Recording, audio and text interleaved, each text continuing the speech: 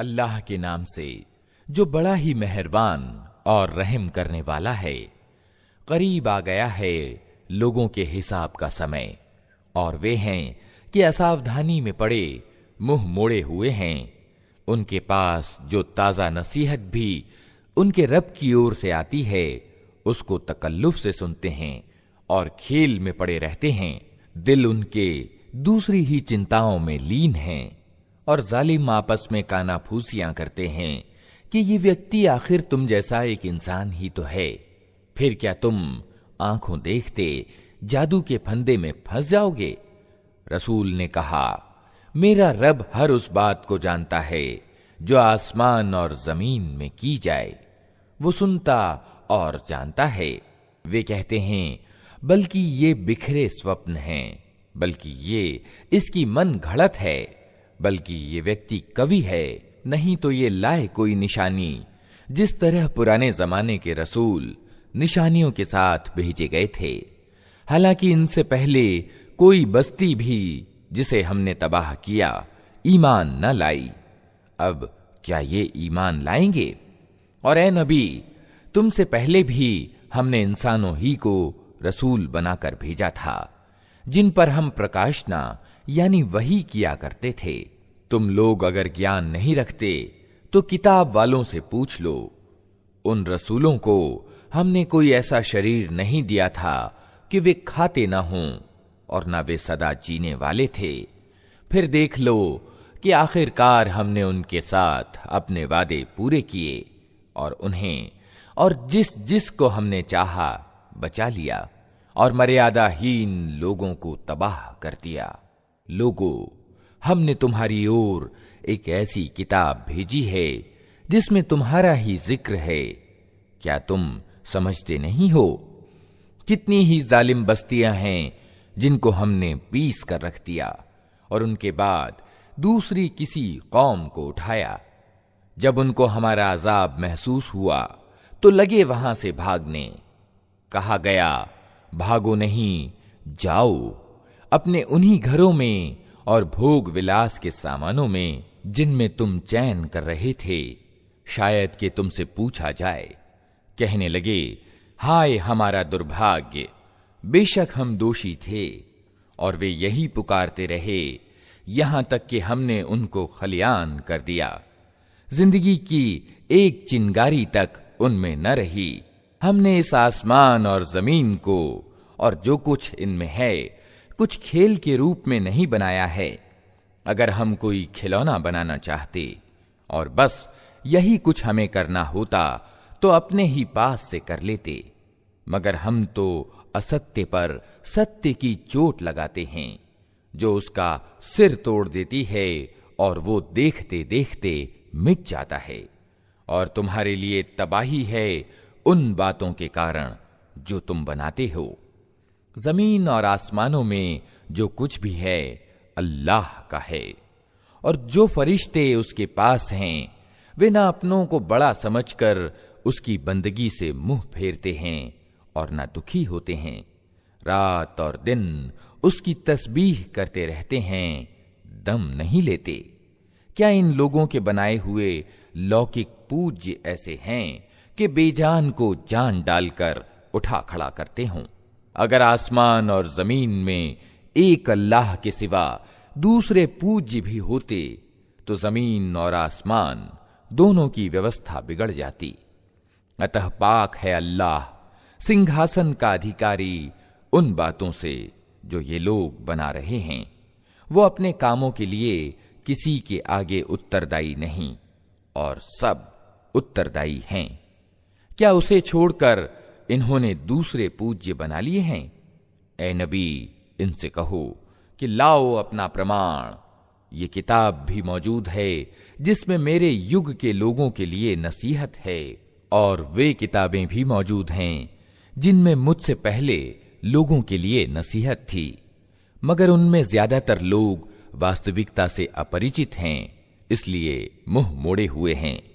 हमने तुमसे पहले जो भी रसूल भेजा है उसको यही प्रकाशना यानी वही की है कि मेरे सिवा कोई पूज्य नहीं है, अतः तुम लोग मेरी ही बंदगी करो।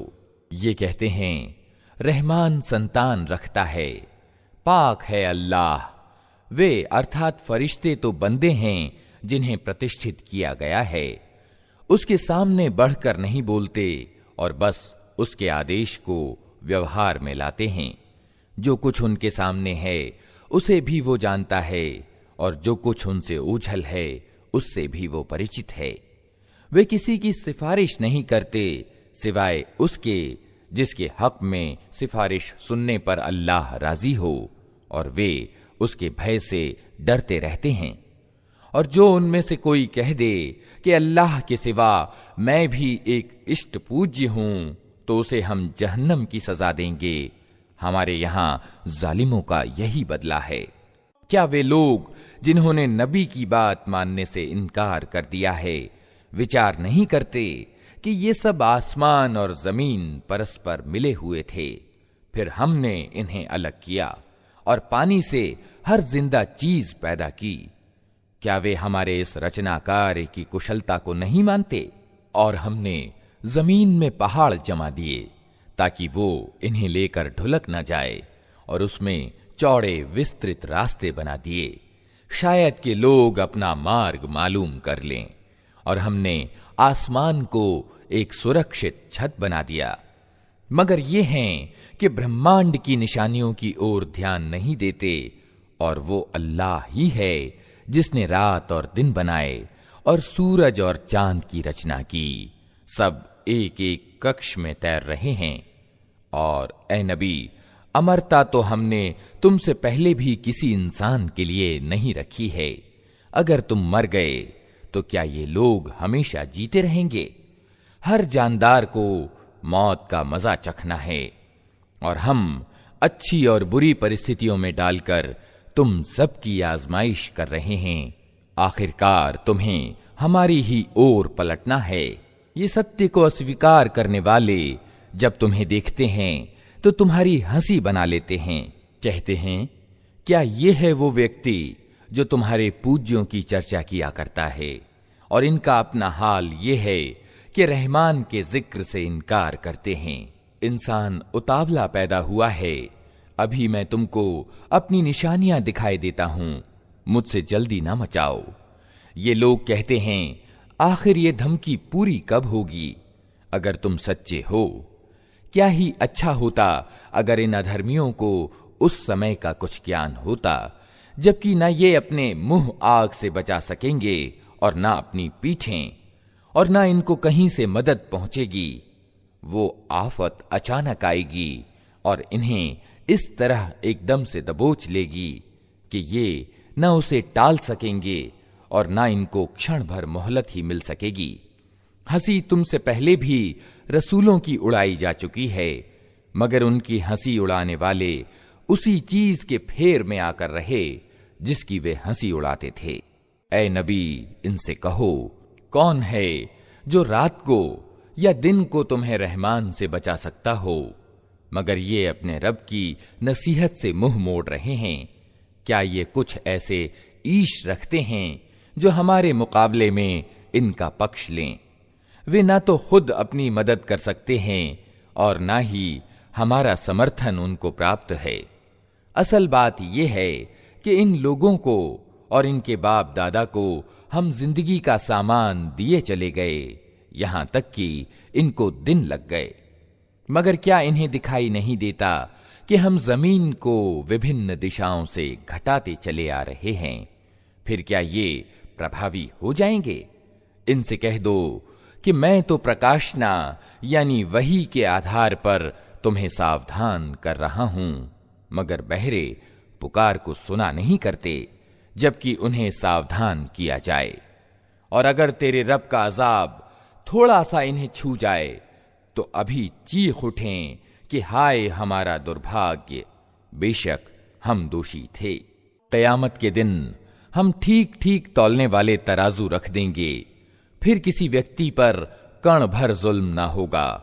जिसका राई के दाने के बराबर भी कुछ किया धरा होगा वो हम सामने ला देंगे, और हिसाब लगाने के लिए हम काफी हैं। पहले हम मूसा और हारून को फुरकान यानी कसौटी और रोशनी और याद दहानी प्रदान कर चुके हैं उन डर रखने वाले लोगों की भलाई के लिए जो बिना देखे अपने रब से डरें और जिनको हिसाब की उस घड़ी का खटका लगा हुआ हो। और अब ये बरकत वाली याद दहानी हमने तुम्हारे लिए उतारी है, फिर क्या तुम इसको कबूल करने से इनकारी हो? उससे भी पहले हमने इब्राहीम को उसकी समझ प्रदान की थी और हम उसको खूब जानते थे। याद करो वो अवसर जबकि उसने अपने बाप और अपनी कौम से कहा था कि ये मूर्तियां कैसी हैं जिनके तुम लोग आसक्त हो रहे हो। उन्होंने जवाब दिया, हमने अपने बाप दादा को उनकी उपासना करते पाया है। उसने कहा, तुम भी गुमराह हो और तुम्हारे बाप दादा भी खुली गुमराही में पड़े हुए थे। उन्होंने कहा, क्या तू हमारे सामने अपने वास्तविक विचार प्रस्तुत कर रहा है या मजाक करता है? उसने जवाब दिया, नहीं, बल्कि वास्तव में तुम्हारा रब वही है जो जमीन और आसमानों का रब और उनका पैदा करने वाला है। इस पर मैं तुम्हारे सामने गवाही देता हूं और अल्लाह की कसम, मैं तुम्हारी अनुपस्थिति में जरूर तुम्हारी मूर्तियों की खबर लूंगा।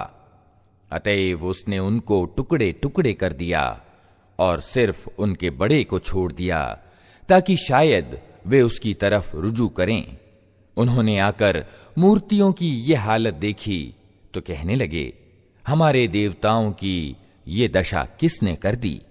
बड़ा ही कोई जालिम था वो। कुछ लोग बोले, हमने एक नवयुवक को इनकी चर्चा करते सुना था जिसका नाम इब्राहीम है। उन्होंने कहा, तो पकड़ लाओ उसे सबके सामने ताकि लोग देख लें उसकी कैसी खबर ली जाती है। इब्राहीम के आने पर उन्होंने पूछा, क्यों इब्राहीम, तूने हमारे देवताओं के साथ ये हरकत की है? उसने जवाब दिया, बल्कि ये सब कुछ इनके सरदार ने किया है, इन्हीं से पूछ लो अगर ये बोलते हों। ये सुनकर वे अपनी अंतरात्मा की ओर पलटे और अपने मन में कहने लगे, वास्तव में तुम खुद ही जालिम हो। मगर फिर उनकी मति पलट गई और बोले, तू जानता है कि ये बोलते नहीं हैं। इब्राहीम ने कहा, फिर क्या तुम अल्लाह को छोड़कर उन चीजों को पूज रहे हो जिन्हें न तुम्हें लाभ पहुंचाने की सामर्थ्य प्राप्त है न हानि? धिक्कार है तुम पर और तुम्हारे उन देवताओं पर जिनकी तुम अल्लाह को छोड़कर पूजा कर रहे हो। क्या तुम कुछ भी बुद्धि नहीं रखते? उन्होंने कहा, जला डालो इसको और समर्थन करो अपने उपास्यों का अगर तुम्हें कुछ करना है। हमने कहा, ऐ आग ठंडी हो जा और सलामती बन जा इब्राहीम पर। वे चाहते थे कि इब्राहीम के साथ बुराई करें, मगर हमने उनको बुरी तरह नाकाम कर दिया और हम उसे और लूत को बचाकर उस भूभाग की ओर निकाल ले गए जिसमें हमने दुनिया वालों के लिए बरकतें रखी हैं। और हमने उसे इसहाक प्रदान किया और याकूब इस पर बढ़ोत्तरी और हर एक को नेक बनाया। और हमने उनको इमाम यानी नायक बना दिया जो हमारे आदेश से मार्गदर्शन करते थे। और हमने उन्हें प्रकाशना के द्वारा नेक कामों का और नमाज कायम करने का और ज़कात देने का आदेश दिया और वे हमारे उपासक थे। और लूत को हमने तत्वदर्शिता और ज्ञान प्रदान किया और उसे उस बस्ती से बचाकर निकाल दिया जो गंदे कर्म करती थी। वास्तव में वो बड़ी ही बुरी अवज्ञाकारी कौम थी।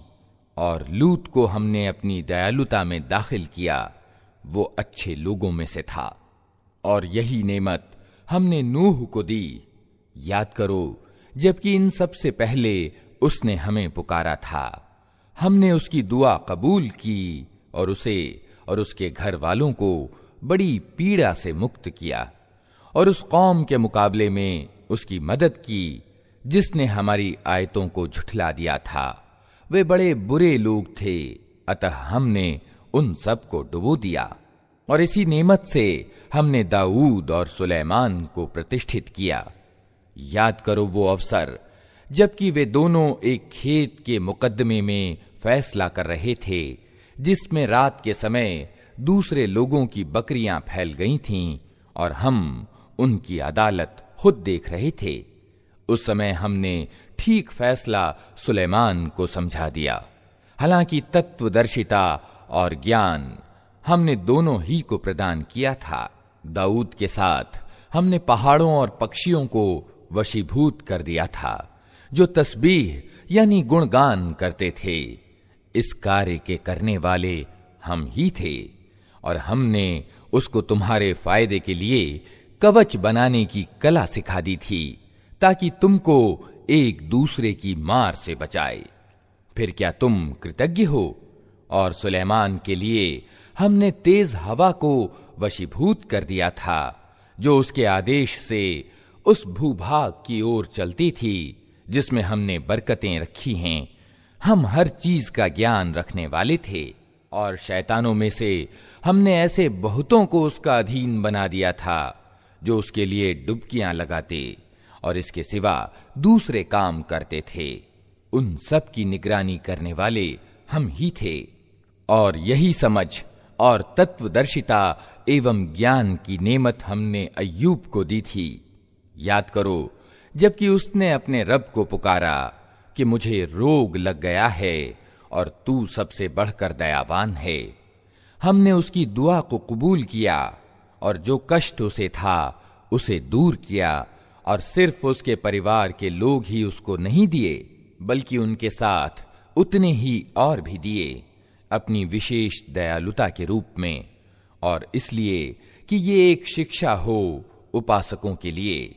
और यही नेमत इस्माइल और इद्रीस और जुल्किफ्ल को दी कि ये सब सब्र करने वाले लोग थे, और उनको हमने अपनी दयालुता में दाखिल किया कि वे नेक लोगों में से थे। और मछली वाले को भी हमने कृपा पात्र बनाया। याद करो जबकि वो बिगड़ कर चला गया था और समझा था कि हम इस पर पकड़ न करेंगे। अंत में उसने अंधेरों में से पुकारा, नहीं है कोई ईश मगर तू, पाक है तेरी हस्ती, बेशक मैं दोषी हूं। तब हमने उसकी दुआ कबूल की और गम से उसे छुटकारा दिया। और इसी तरह हम ईमान वालों को बचा लिया करते हैं।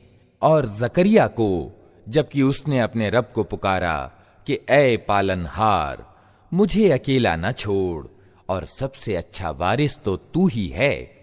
अतः हमने उसकी दुआ कबूल की और उसे यहया प्रदान किया और उसकी बीवी को उसके लिए ठीक कर दिया। ये लोग भले कामों में दौड़ धूप करते थे और हमें चाहत और डर के साथ पुकारते थे और हमारे आगे झुके हुए थे।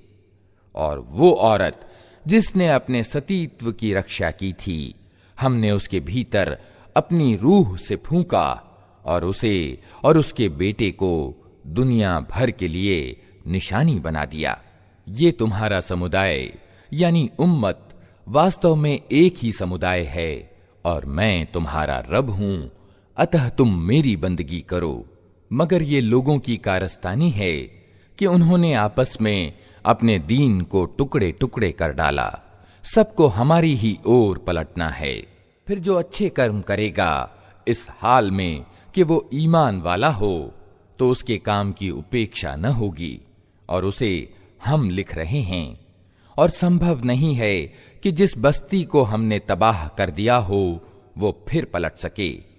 यहां तक कि जब याजूज और माजूज खोल दिए जाएंगे और हर ऊंचाई से वे निकल पड़ेंगे और सच्चे वादे के पूरा होने का समय करीब आ लगेगा, तो सहसा उन लोगों की आंखें फटी की फटी रह जाएंगी जिन्होंने इनकार किया था।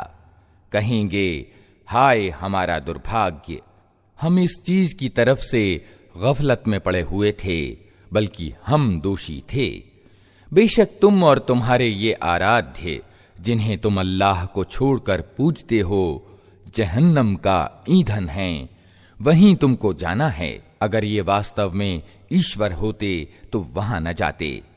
अब सबको हमेशा उसी में रहना है, वहां वे फुंकार मारेंगे और हालत ये होगी कि उसमें कान पड़ी आवाज न सुनाई देगी। रहे वे लोग जिनके लिए हमारी ओर से भलाई का पहले ही फैसला हो चुका होगा, तो वे यकीनन उससे दूर रखे जाएंगे, उसकी सरसराहट तक न सुनेंगे और वे हमेशा हमेशा अपनी मनभाती चीजों के बीच रहेंगे। वो बेहद घबराहट का समय उनको तनिक परेशान न करेगा और फरिश्ते बढ़कर उनको हाथों हाथ लेंगे कि ये तुम्हारा वही दिन है जिसका तुमसे वादा किया जाता था। वो दिन जबकि आसमान को हम यूं लपेट कर रख देंगे जैसे पंजी में पन्ने लपेट दिए जाते हैं। जिस तरह पहले हमने सृष्टि का आरंभ किया था, उसी तरह हम फिर उसकी पुनरावृत्ति करेंगे। ये एक वादा है हमारे जिम्मे और ये काम हमें हर हाल में करना है। और ज़बूर में हम नसीहत के बाद ये लिख चुके हैं कि जमीन के उत्तराधिकारी हमारे नेक बंदे होंगे। इसमें एक बड़ा संदेश है उपासना करने वाले लोगों के लिए। ऐ नबी, हमने तो तुमको दुनिया वालों के लिए दयालुता बनाकर भेजा है।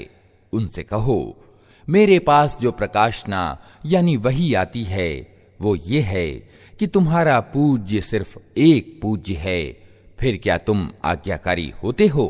अगर वे मुंह फेरें तो कह दो कि मैंने खुल्लम खुल्ला तुमको सावधान कर दिया है। अब ये मैं नहीं जानता कि वो चीज जिसका तुमसे वादा किया जा रहा है करीब है या दूर। अल्लाह वे बातें भी जानता है जो ऊंची आवाज में कही जाती हैं और वो भी जो तुम छिपा कर करते हो। मैं तो ये समझता हूं कि शायद ये देर तुम्हारे लिए एक आजमाइश है और तुम्हें एक विशेष समय तक के लिए मजे करने का मौका दिया जा रहा है। आखिरकार रसूल ने कहा कि ऐ मेरे रब, हक के साथ फैसला कर दे और लोगों, तुम जो बातें बनाते हो उनके मुकाबले में हमारा करुणामय रब ही हमारे लिए मदद का सहारा है। अल्लाह के नाम से जो बड़ा ही मेहरबान और रहम करने वाला है। लोगों, अपने रब के गजब यानी प्रकोप से बचो। वास्तविकता यह है कि कयामत का भूकंप बड़ी भयंकर चीज है। जिस दिन तुम उसे देखोगे, हाल ये होगा कि हर दूध पिलाने वाली अपने दूध पीते बच्चे को भूल जाएगी, हर गर्भवती का गर्भ गिर जाएगा और लोग तुम्हें मदहोश दिखेंगे, हालांकि वे नशे में न होंगे, बल्कि अल्लाह का अजाब ही कुछ ऐसा कठोर होगा। कुछ लोग ऐसे हैं जो ज्ञान के बिना अल्लाह के बारे में विवाद करते हैं और हर सरकश शैतान का अनुसरण करने लगते हैं, हालांकि उसके तो भाग्य में ये लिखा है कि जो उसको मित्र बनाएगा उसे वो गुमराह करके छोड़ेगा और जहन्नम के अजाब का मार्ग दिखाएगा। लोगों, अगर तुम्हें मौत के बाद की जिंदगी के बारे में कुछ शक है तो तुम्हें मालूम हो कि हमने तुम्हें मिट्टी से पैदा किया है, फिर वीर्य से, फिर खून के लोथड़े से, फिर मांस की बोटी से, जो शक्ल वाली भी होती है और बेशक्ल भी। ये हम इसलिए बता रहे हैं ताकि तुम पर सच्चाई स्पष्ट करें। हम जिस वीर्य को चाहते हैं एक नियत समय तक गर्भाशयों में ठहराए रखते हैं, फिर तुमको एक बच्चे के रूप में निकाल लाते हैं, फिर तुम्हारा पालन पोषण करते हैं ताकि तुम अपनी जवानी को पहुंचो, और तुम में से कोई पहले ही वापस बुला लिया जाता है और कोई निकृष्टतम आयु की ओर फेर दिया जाता है ताकि सब कुछ जानने के बाद फिर कुछ ना जाने। और तुम देखते हो कि जमीन सूखी पड़ी है, फिर जहां हमने उस पर पानी बरसाया कि यकायक वो फबक उठी और फूल गई और उसने हर तरह की सुदृश्य वनस्पतियां उगलनी शुरू कर दी। ये सब कुछ इसलिए है कि अल्लाह ही सत्य है और वो मुर्दों को जिंदा करता है और उसे हर चीज की सामर्थ्य प्राप्त है। और ये इस बात का प्रमाण है कि क़यामत की घड़ी आकर रहेगी, इसमें किसी शक की गुंजाइश नहीं। और अल्लाह जरूर उन लोगों को उठाएगा जो कब्रों में जा चुके हैं। कुछ और लोग ऐसे हैं जो किसी ज्ञान और मार्गदर्शन और प्रकाश प्रदान करने वाली किताब के बिना गर्दन अकड़ाए हुए अल्लाह के बारे में झगड़ते हैं ताकि लोगों को अल्लाह के मार्ग से भटका दें। ऐसे व्यक्ति के लिए दुनिया में रुसवाई है और क़यामत के दिन उसको हम आग के अजाब का मजा चखाएंगे। ये है तेरा वो भविष्य जो तेरे अपने हाथों ने तेरे लिए तैयार किया है, वरना अल्लाह अपने बंदों पर जुल्म करने वाला नहीं है। और लोगों में कोई ऐसा है जो किनारे पर रहकर अल्लाह की बंदगी करता है, अगर फायदा हुआ तो संतुष्ट हो गया, और जो कोई मुसीबत आ गई तो उल्टा फिर गया। उसकी दुनिया भी गई और आखिरत भी। ये है खुला घाटा। फिर वो अल्लाह को छोड़कर उनको पुकारता है जो ना उसको नुकसान पहुंचा सकते हैं ना फायदा। ये है पथभ्रष्टता की चरम सीमा। वो उनको पुकारता है जिनका नुकसान उनके फायदे से ज्यादा करीब है। अत्यंत बुरा है उसका संरक्षक और अत्यंत बुरा है उसका साथी। इसके विपरीत अल्लाह उन लोगों को जो ईमान लाए और जिन्होंने अच्छे कर्म किए यकीनन ऐसे बागों में दाखिल करेगा जिनके नीचे नहरें बह रही होंगी। अल्लाह करता है जो कुछ चाहता है। जो व्यक्ति ये गुमान रखता हो कि अल्लाह दुनिया और आखिरत में उसकी कोई मदद ना करेगा, उसे चाहिए कि एक रस्सी के द्वारा आसमान तक पहुंचकर छेद करे, फिर देख ले कि क्या उसका उपाय किसी ऐसी चीज को रद्द कर सकता है जो उसको अप्रिय है। ऐसी ही खुली खुली बातों के साथ हमने इस कुरान को उतारा है और मार्ग अल्लाह जिसे चाहता है दिखाता है। जो लोग ईमान लाए और जो यहूदी हुए और साबी और ईसाई और मजूस और जिन लोगों ने अल्लाह का साझी ठहराया, इन सब के बीच अल्लाह क़यामत के दिन फैसला कर देगा। हर चीज अल्लाह की नजर में है। क्या तुम देखते नहीं हो कि अल्लाह के आगे सजदे में हैं वे सब जो आसमानों में हैं और जो धरती में हैं, सूरज और चांद और तारे और पहाड़ और पेड़ और जानवर और बहुत से इंसान और बहुत से वे लोग भी जो अजाब के अधिकारी हो चुके हैं। और जिसे अल्लाह तुच्छ और रुस्वा कर दे उसे फिर कोई इज्जत देने वाला नहीं है। अल्लाह करता है जो कुछ चाहता है। ये दो फरीक यानी विवादी हैं जिनके बीच अपने रब के विषय में झगड़ा है। इनमें से वे लोग जिन्होंने कुफ्र यानी इनकार किया, उनके लिए आग के वस्त्र काटे जा चुके हैं। उनके सिरों पर खौलता हुआ पानी डाला जाएगा जिससे उनकी खालें ही नहीं पेट के भीतर के भाग तक गल जाएंगे। और उनकी खबर लेने के लिए लोहे के गुर्ज यानी गदाएं होंगे। जब कभी वे घबराकर जहन्नम से निकलने की कोशिश करेंगे, फिर उसी में ढकेल दिए जाएंगे कि चखो अब जलने की सजा का मजा। दूसरी ओर जो लोग ईमान वाले हुए और जिन्होंने अच्छे कर्म किए, उनको अल्लाह ऐसे बागों में दाखिल करेगा जिनके नीचे नहरें बह रही होंगी।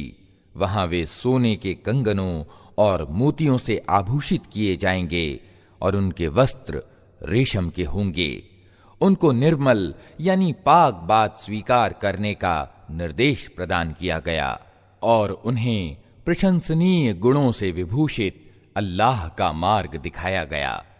जिन लोगों ने कुफ्र यानी इनकार किया और जो आज अल्लाह के मार्ग से रोक रहे हैं और उस प्रतिष्ठित मस्जिद यानी मस्जिद हराम के दर्शन में बाधक हैं जिसे हमने सब लोगों के लिए बनाया है, जिसमें स्थानीय निवासियों और बाहर से आने वालों के अधिकार बराबर हैं, उनकी नीति यकीनन सजा के योग्य है। उस प्रतिष्ठित मस्जिद में जो भी सच्चाई से हटकर जुल्म की नीति अपनाएगा उसे हम दुखद यातना का मजा चखाएंगे। याद करो वो समय जबकि हमने इब्राहीम के लिए इस घर यानी काबा की जगह मुकर्रर की थी इस आदेश के साथ कि मेरे साथ किसी चीज को साझी ना ठहराओ और मेरे घर को परिक्रमा यानी तवाफ करने वालों और खड़े होने यानी कयाम और झुकने यानी रुकू और सजदा करने वालों के लिए पाक रखो और लोगों को हज के लिए सामान्य रूप में घोषणा कर दो कि वे तुम्हारे पास हर दूरवर्ती स्थान से पैदल और ऊंटों पर सवार होकर आएं, ताकि वे लाभ देखें जो यहां उनके लिए रखे गए हैं, और कुछ निश्चित दिनों में उन जानवरों पर अल्लाह का नाम लें जो उसने उन्हें प्रदान किए हैं, खुद भी खाएं और तंगदस्त मोहताज को भी दें। फिर अपना मैल कुचैल दूर करें और अपनी मन्नतें पूरी करें और इस प्राचीन घर की परिक्रमा करें। ये था काबा के निर्माण का उद्देश्य। और जो कोई अल्लाह की निर्धारित पाबंदियों का आदर करे तो ये उसके रब की दृष्टि में खुद उसी के लिए अच्छा है। और तुम्हारे लिए चौपाए हलाल यानी वैध किए गए, सिवाय उन चीजों के जो तुम्हें बताई जा चुकी हैं। अतः मूर्तियों की गंदगी से बचो, झूठी बातों से परहेज करो, एकाग्रचित्त होकर अल्लाह के बंदे बनो, उसके साथ किसी को साझी ना ठहराओ। और जो कोई अल्लाह के साथ साझी ठहराए तो मानो वो आसमान से गिर गया। अब या तो उसे पक्षी उचक ले जाएंगे या हवा उसको ऐसे स्थान पर ले जाकर फेंक देगी जहां उसके चीथड़े उड़ जाएंगे। ये है असल मामला, इसे समझ लो। और जो अल्लाह के निश्चित किए हुए निशानों का आदर करे तो ये दिलों की धर्म परायणता यानी तकवा से है। तुम्हें एक निश्चित समय तक उन कुर्बानी के जानवरों से लाभ उठाने का हक है, फिर उनके कुर्बान करने का स्थान उसी प्राचीन घर के पास है। हर समुदाय के लिए हमने कुर्बानी का एक तरीका निर्धारित कर दिया है, ताकि उस समुदाय के लोग उन जानवरों पर अल्लाह का नाम लें जो उसने उनको प्रदान किए हैं। इन विभिन्न तरीकों के पीछे उद्देश्य एक ही है। अतः तुम्हारा पूज्य प्रभु एक ही पूज्य प्रभु है और उसी के तुम आज्ञाकारी बनो। और ए नबी, खुशखबरी दे दो विनम्रता की नीति अपनाने वालों को, जिनका हाल ये है कि अल्लाह की चर्चा सुनते हैं तो उनके दिल कांप उठते हैं। जो मुसीबत भी उन पर आती है उस पर सब्र से काम लेते हैं, नमाज कायम करते हैं और जो कुछ रोजी हमने उनको दी है उसमें से खर्च करते हैं। और कुर्बानी के ऊंटों को हमने तुम्हारे लिए अल्लाह की निशानियों यानी शाइर में शामिल किया है।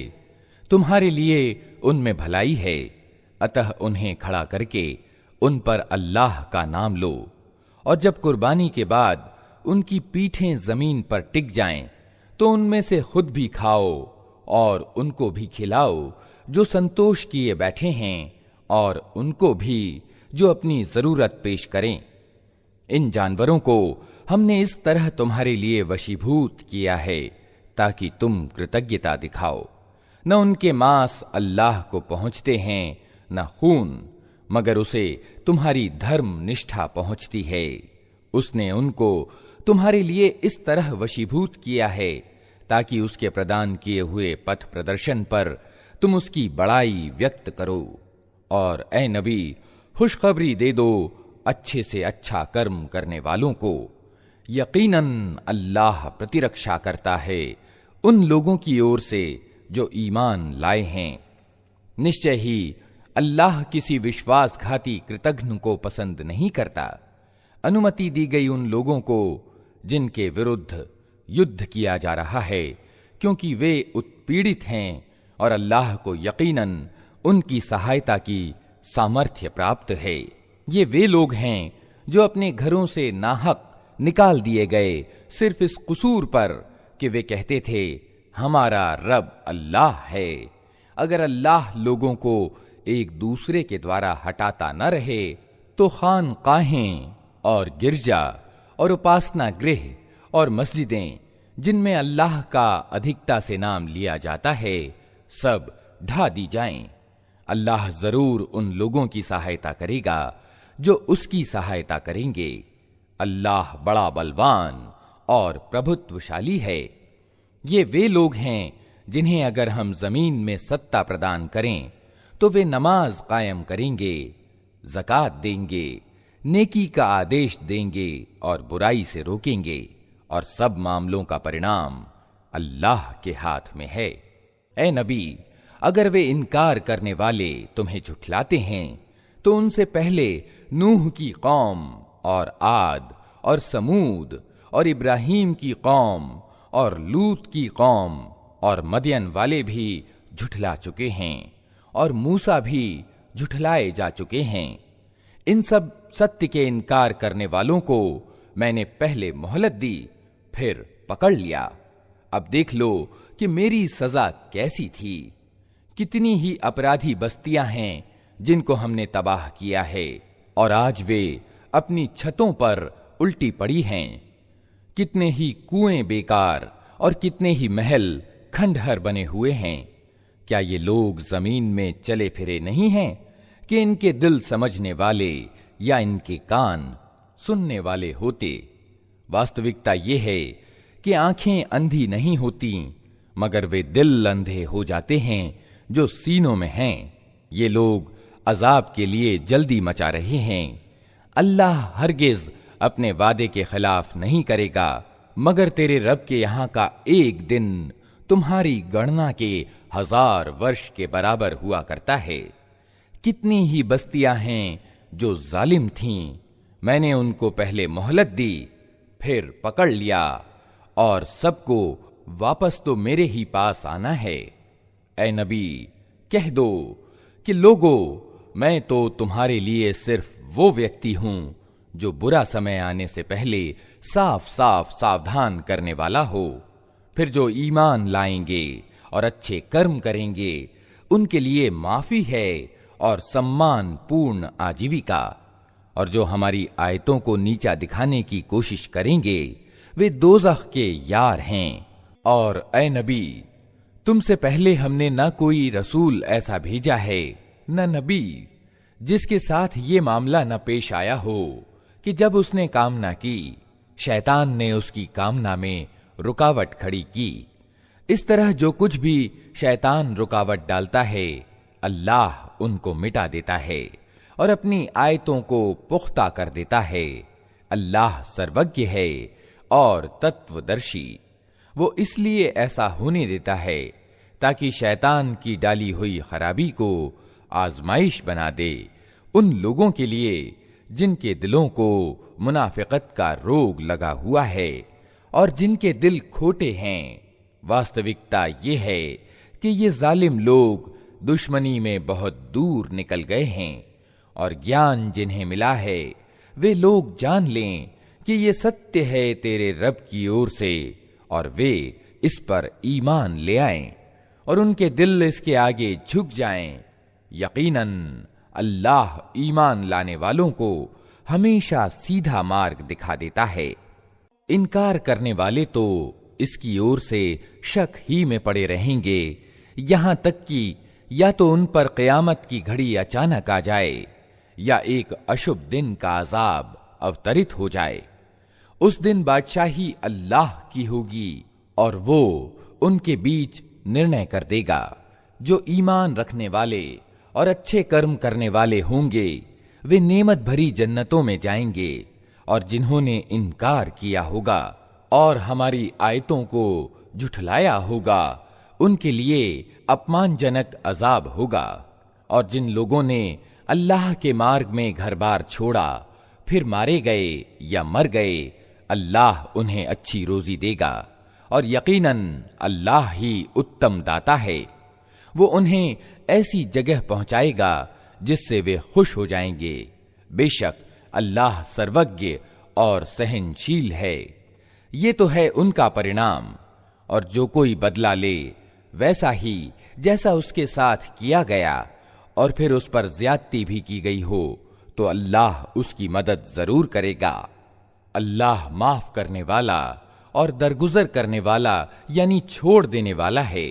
ये इसलिए कि रात से दिन और दिन से रात निकालने वाला अल्लाह ही है और वो सुनता और देखता है। ये इसलिए कि अल्लाह ही सत्य है और वे सब असत्य हैं जिन्हें अल्लाह को छोड़कर ये लोग पुकारते हैं, और अल्लाह ही उच्च और महान है। क्या तुम देखते नहीं हो कि अल्लाह आसमान से पानी बरसाता है और उसके द्वारा जमीन में हरियाली हो जाती है? वास्तविकता ये है कि वो सूक्ष्मदर्शी और खबर रखने वाला है।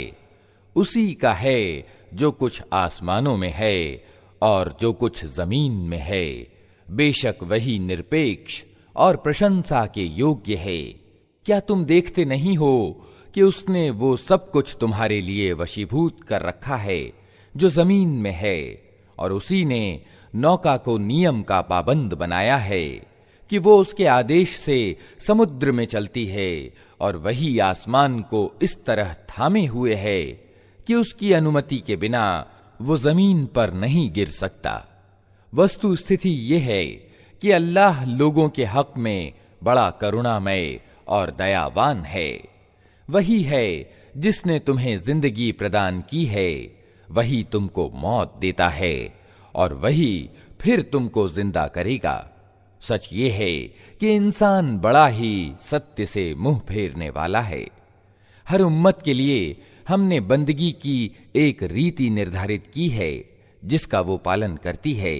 अतः ए नबी, वे इस मामले में तुमसे झगड़ा ना करें। तुम अपने रब की ओर बुलाओ, यकीनन तुम सीधे मार्ग पर हो। और अगर वे तुमसे झगड़ें तो कह दो कि जो कुछ तुम कर रहे हो अल्लाह को खूब मालूम है। अल्लाह क़यामत के दिन तुम्हारे बीच उन सब बातों का फैसला कर देगा जिनमें तुम विभेद करते रहे हो। क्या तुम जानते नहीं कि आसमान और जमीन की हर चीज अल्लाह के ज्ञान में है? सब कुछ एक किताब में अंकित है। अल्लाह के लिए ये कुछ भी कठिन नहीं है। ये लोग अल्लाह को छोड़कर उनकी बंदगी कर रहे हैं जिनके लिए न तो उसने कोई प्रमाण उतारा है और न ये खुद उनके बारे में कोई ज्ञान रखते हैं। इन जालिमों के लिए कोई मददगार नहीं है। और जब इनको हमारी साफ साफ आयतें सुनाई जाती हैं तो तुम देखते हो कि सत्य को अस्वीकार करने वाले लोगों के चेहरे बिगड़ने लगते हैं और ऐसा लगता है कि अभी वे उन लोगों पर टूट पड़ेंगे जो इन्हें हमारी आयतें सुनाते हैं। इनसे कहो, मैं बताऊं तुम्हें कि इससे बुरी चीज क्या है? आग। अल्लाह ने उसी का वादा उन लोगों के हक में कर रखा है जो सत्य के स्वीकार से इनकार करें, और वो बहुत ही बुरा ठिकाना है। लोगों, एक मिसाल दी जाती है, ध्यान से सुनो। जिन पूज्यों को तुम अल्लाह को छोड़कर पुकारते हो वे सब मिलकर एक मक्खी भी पैदा करना चाहें तो नहीं कर सकते, बल्कि अगर मक्खी उनसे कोई चीज छीन ले जाए तो वे उसे छुड़ा भी नहीं सकते। मदद चाहने वाले भी कमजोर और जिनसे मदद चाही जाती है वे भी कमजोर। इन लोगों ने अल्लाह की कद्र ही नहीं पहचानी जैसा कि उसके पहचानने का हक है। वस्तु स्थिति ये है कि बलवान और इज्जत वाला तो अल्लाह ही है।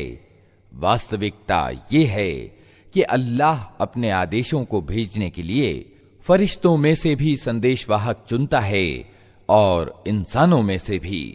वो सुनता और देखता है। जो कुछ लोगों के सामने है उसे भी वो जानता है, और जो कुछ उनसे ओझल है उससे भी वो परिचित है, और सभी मामले उसी की तरफ रुजू होते हैं। ऐ लोगों, जो ईमान लाए हो, अल्लाह के आगे झुको और सजदा करो और अपने रब की बंदगी करो और अच्छा कर्म करो। इसी से उम्मीद की जा सकती है कि तुमको सफलता प्राप्त हो। अल्लाह के मार्ग में जान तोड़ कोशिश करो जैसा कि कोशिश करने का हक है। उसने तुम्हें अपने काम के लिए चुन लिया है और धर्म में तुम पर कोई तंगी नहीं रखी। कायम हो जाओ अपने बाप इब्राहीम के पंथ पर। अल्लाह ने पहले भी तुम्हारा नाम मुस्लिम रखा था और इसी कुरान में भी तुम्हारा यही नाम है, ताकि रसूल तुम पर गवाह हो और तुम लोगों पर गवाह। अतः नमाज कायम करो, ज़कात दो और अल्लाह से जुड़ जाओ। वो है तुम्हारा संरक्षक, बहुत ही अच्छा है वो संरक्षक और बहुत ही अच्छा है वो सहायक।